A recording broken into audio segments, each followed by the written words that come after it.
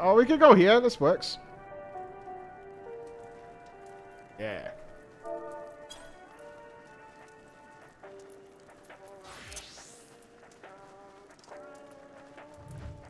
Are we having a story time? Let me see. It's Giga maximized. A World Forsaken.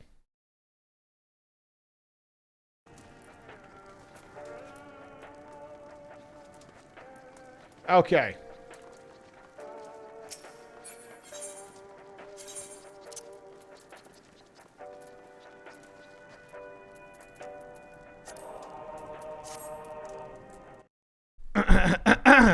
Alright, here we go. This story is called A World Forsaken.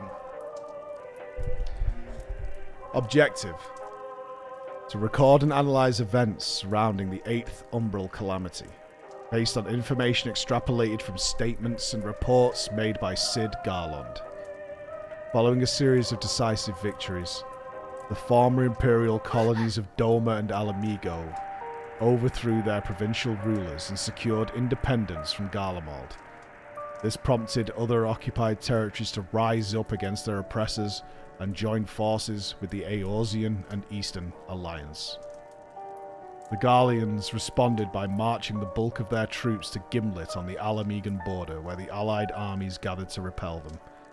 Though peace negotiations were attempted, the difference between the opposing sides proved to be irreconcilable, with open warfare the only viable recourse.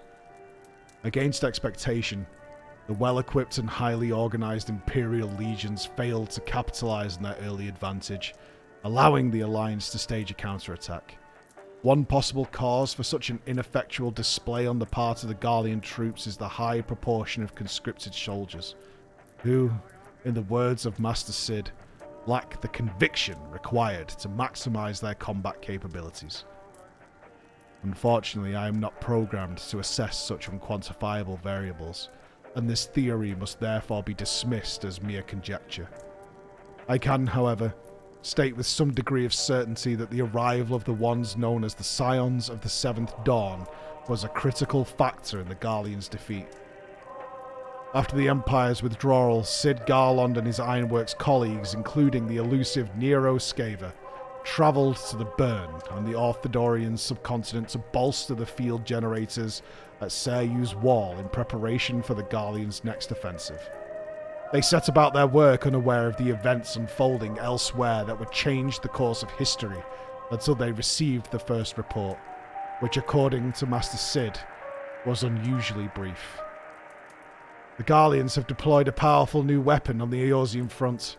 We tried to contact our comrade at Raelga's Reach, but received no reply. Despite lacking several essential details, the message was entirely accurate. The reason the sender had been unable to communicate with said comrades was simple. They had been annihilated by Black Rose, a poisonous gas developed by the Garleans. This ingenious weapon halts the flow of ether within the organic beings, causing their near immediate cessation of respiratory functions. Being highly potent and capable of rapid dispersal across a wide area, the majority of settlements in nearby Alamigo were almost entirely depopulated in the aftermath. Contemporary reports state that the damage extended far beyond Alliance-held regions such as the Black Shroud and Thanalan to several Imperial territories, resulting in significant loss of life. As my present configuration is only equipped with basic audio-visual receptors, I must draw my own conclusions from limited, and I am compelled to admit, unreliable sources of information. At the time of Black Rose's deployment, I was otherwise engaged deep within Ogamoro, and was unable to make detailed observations of the weapon's effects. The yellow-plumed creature that was accompanying me appeared to sense something at the approximate moment that the gas was released. Gazing into empty space, with an expression that mortals describe as perturbed. Objective: to record and analyze events surrounding the 8th Umbral Calamity based on information acquired from Sid Garland. Who's the Lala? Stop it! No. No. Bad Lala. Master Garland has made numerous attempts to initiate conversation with me despite my current vessel being no more than a simplistic automaton conceived as a plaything. Lacking any oratory mechanisms with which to respond, these utterances, though made in a state of obvious intoxication, provided me with invaluable data. While the individual recordings contain a wide range of observations, many are superfluous to my investigation, so I have compiled only those I deem relevant. Black Rose wrought immeasurable destruction to organic life forms, resulting in widespread environmental upheaval. The ambient ether ceased to flow along its normal channels and stagnated, rendering the land barren and uninhabitable. Inevitably, the wild imbalance of natural energies affected neighbouring regions and, in some cases, led to sudden and unpredictable alterations in flora and fauna. Overnight, the crops on which man relied on sustenance became toxic, further increasing the death toll. In the aftermath of these unprecedented disasters, the communities formed by sentient beings fell into disarray, and all forms of societal organization, from small settlements to entire nations, were abandoned as individuals struggled desperately to avoid annihilation. It did not take long for the cascading environmental repercussions to be felt in Garlean territory. Due to the after effects of Black Rose, the ceruleum that once supported daily life in the Empire and powered its Magitech armies failed to combust. The machines duly fell silent, bereft of the energy required to set them in motion. The creatures that escaped the initial devastation were thrust into a battle for survival. Among them, those belonging to supposedly civilized races were particularly quick to turn on their brethren in a bid to seize control of land and resources. While they attempted to justify these wanton acts of violence with a range of superficially logical explanations, it is my assessment that greed and desperation were the primary motivating factors behind their actions. Master Sid and his colleagues frequently referred to this situation as a quagmire, though in a figurative rather than literal sense. Much like an actual quagmire, it threatened to pull mankind into an inescapable predicament. Correct interpretation of the audio data recorded at the time is dependent on accurate comprehension of this metaphorical expression. The mortals who found themselves in this quagmire were no longer governed or protected by social conventions or societal norms, instead reverting to a more primitive way of life, closer to those referred to as beastkin. However, certain groups of sentient beings were reluctant to accept this descent into savagery, with Garland Ironworks being one such example. Its members expended considerable time and effort in largely unsuccessful attempts to bring an end to the numerous conflicts that had erupted. In addition, they hunted down and reprimanded those who sought to profit from the desperation of their fellow survivors, and offered a safe haven to the exploited. While their deeds earned them the support of many like-minded individuals, the number of comrades gained paled in comparison to those lost in the days which followed. I recorded one particular incident in which a Lalafell engineer was carried back to headquarters after being mauled by a carnivorous beast while overseeing the digging of a well. Despite the treatment administered by trained Chirurgians, his wounds were beyond healing, and his vital signs began to fade. As he lay dying, one Ironworks member in particular, a Rogadin male considered to be the stricken Lala's closest friend, refused to leave his bedside. Gripping the patient's limp hand and whispering words of encouragement appeared to revive him for a few brief moments. Drawing on his final reserves of stamina, the diminutive engineer demanded that his counterpart live on and produce offspring to continue his legacy. To this, the larger man responded with a trembling voice, "It's high time you started a family yourself." Though that was, regrettably, not a realistic prospect. Smiling, the Lalafell replied, "Sorry, but no one will ever compare to her." And these were his final words. The Lalafell's death prompted an emotional response from my feathered associate, who pressed his tear-stained cheek against the lifeless body. Some time later, once Master Sid and his colleagues had finally exhausted their supply of tears, they gathered for a lengthy discussion. their expressions growing ever more despondent as the talks continued. They eventually arrived at the conclusion that they lacked the means to restore their shattered world, with their only viable option being to entrust future generations with the knowledge that they had accumulated, in the hope that their successors may one day find a solution. This was met with some resistance, however, as many expressed disapproval at the idea of forsaking those in the present day in order to save a world they would never live to see. Unable to deny this, Master Sid simply nodded and said, "Even so, our sacrifice will not be for naught." With that, Garland Ironworks found what I believe to be its true purpose.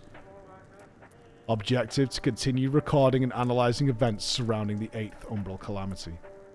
The researchers of Garland Ironworks continued to investigate the process by which Black Rose, possessed by a destructive power far exceeding its creator's expectations, triggered the 8th Umbral Calamity. They believed that understanding the nature of this catastrophe could reveal a means by which it might be averted entirely. Their aim was to change the past, to create an alternate reality in which the calamity never occurred, a feat rendered conceivable by their knowledge of the advanced technologies of fallen civilizations. However, many of those who would bear the burden of continued existence in a world ravaged by Black Rose failed to see this as a viable stratagem. Such responses were consistent with my projections, as it is generally the primary objective of all life forms to secure their own survival in the here and now. Many of Master Sid's followers either refused to cooperate or expressed a desire to leave the Ironworks altogether. Certain former employees went as far as to appropriate equipment and supplies by force before heading into the wilderness to fend for themselves. Although the vast majority opposed Master Sid's radical proposition, a select few remained to lend their assistance. Research into the 8th Umbral Calamity continued, aided by experts in the fields of magic and ethereal science. During this period, one loyal scholar noted that while preventing the disaster may not solve all of the problems that had afflicted the world of the past, the one named the Warrior of Light would still be alive. The various members of the team each had their own personal connection with the deceased, and the notion of creating an alternative past in which their hero survived the calamity met with unanimous approval. It is impossible to discern the manner in which this theory affected the motivation of the Ironworks staff and their associates, or whether some of their external factors triggered a sudden increase in their mental faculties, but the fact that they eventually succeeded in unraveling the mysteries surrounding the 8th Umbral Calamity is a matter of record.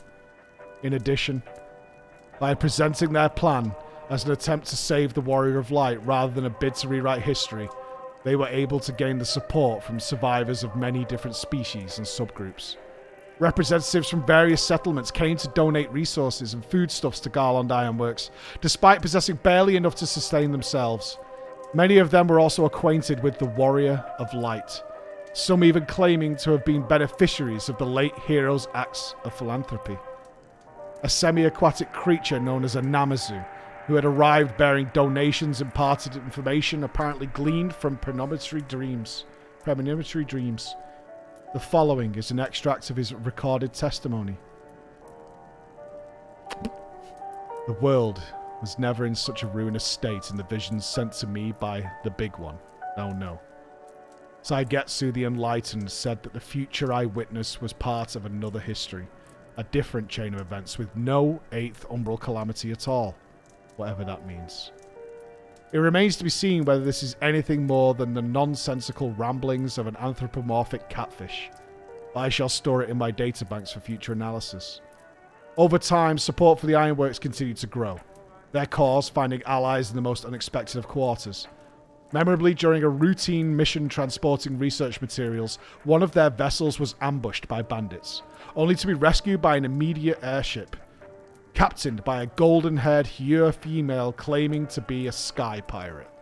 She is reported to have made the following declaration. My mother was once snatched from the jaws of death by this champion of yours. As her successor as Queen of the Skies, I mean to see that debt repaid in full. Instances of Ironworks representatives being extricated from perilous situations were abnormally frequent. Their apparent saviors, including multiple non-humanoid entities. In one such example, an emissary who was attacked and thrown overboard while crossing the Ruby Sea reported waking up upon the shore of a nearby island with a vague recollection of having been borne to safety by a large beast, possibly Colonian or serpentine in nature. In a similar incident, an ill-equipped messenger who would have fallen to his death while traversing the peaks of Somal were it not for the intervention of a colossal white-winged creature, later identified as a dragon. According to the official report, there was a brief exchange in which the Dravanian rescuer expressed its disinterest in the affairs of man, particularly his insatiable thirst for conflict, before disappearing into the clouds. It must be noted that due to the lack of independent eyewitnesses or material evidence, this account remains unverified. With admirable dedication for a mortal, Master Sid continued to labour until the end of his natural lifespan. The years of painstaking research clearly took their toll.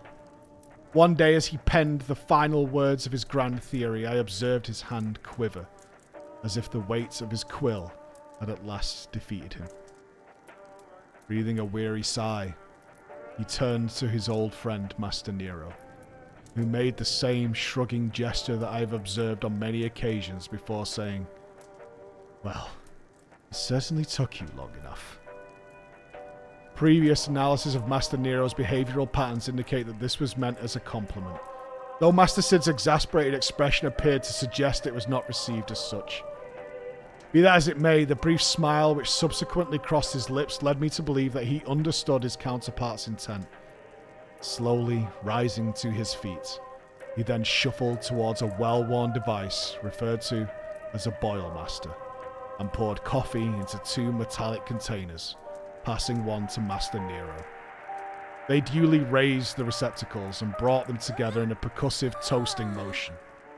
A ritual I have seldom witnessed.